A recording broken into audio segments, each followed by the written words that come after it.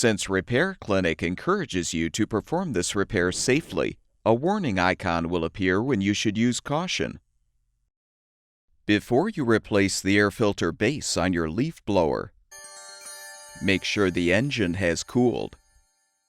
Next, you should remove the wire and boot from the spark plug to prevent the engine from accidentally starting. Lift the tab to detach the air filter cover.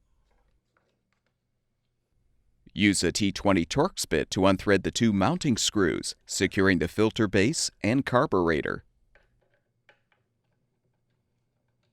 You can now detach the old filter base from the carburetor.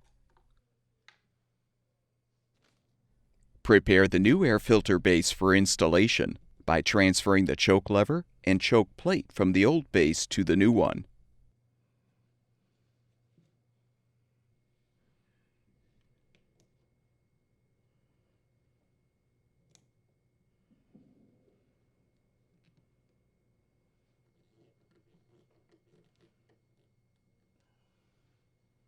Insert the mounting screws, then align the filter base with the carburetor.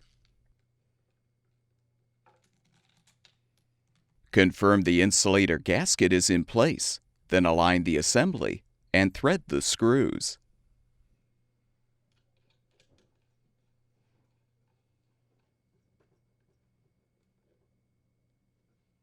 Align the air filter gasket on the new filter base. Then realign the cover and snap it into place. Reattach the wire and boot to the spark plug, and your leaf blower should be ready for use.